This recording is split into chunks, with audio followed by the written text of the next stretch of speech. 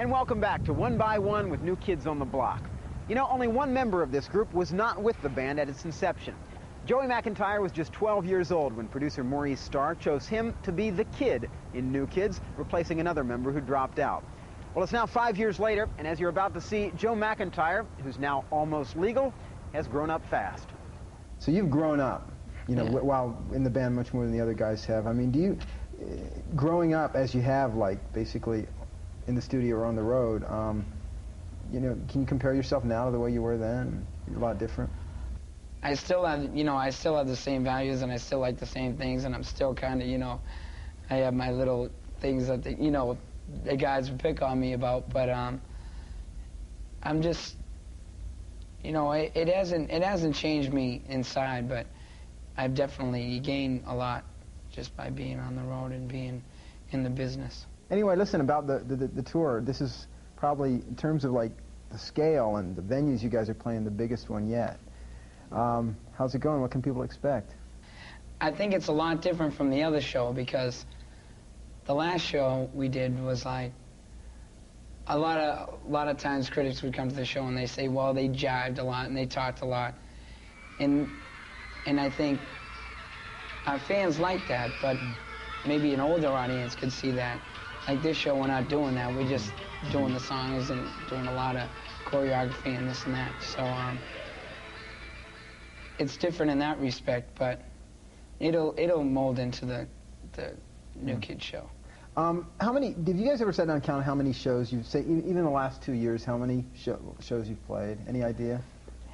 I know there was... I probably got the best memory. I know, let me see, we went out first with Tiffany.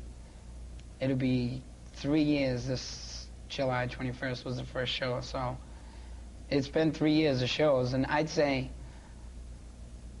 what's that, about 1,000 days, so I'd say about 600 shows or something like that. 600. Wow. Let me ask you about something that sort of emerged as this like new controversial issue that people are kind of talking a lot about now, and that is tape versus live. You know, and the whole question of, you know, tape vocals and that kind of thing. Any thoughts on that? Do you think people are making too big of an issue out of it, first of all? I think that definitely. Yeah. I mean, for various reasons, people use it. And some use it more than others, and some use it for less minor reasons, because, you know, you can't always duplicate the sound that's in the studio.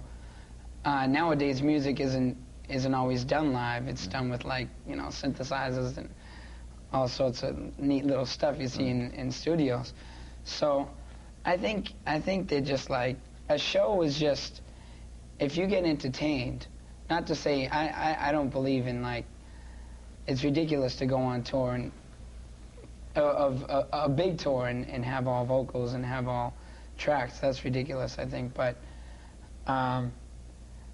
if you entertain the crowd, that's what they came to see. Is this album is what I've read is that it was, you know, sort of an attempt, although not an overt attempt, to go for, you know, a bit of an older appeal. Is that right? Is that the idea? Yeah, like I said, we didn't consciously do it. We just said it wasn't right. We want to stay with our fans, and I think hopefully our fans will grow with us, and that's what we like to think about. But if we can capture an older audience and gain the respect of, you know, that audience, it'll work for our benefit. But I think it's hard for a lot of people, especially for, like, you know, young, like in their 20s and stuff like that, for people to really maybe go out and buy the album and like us when there's so many, you know, young fans.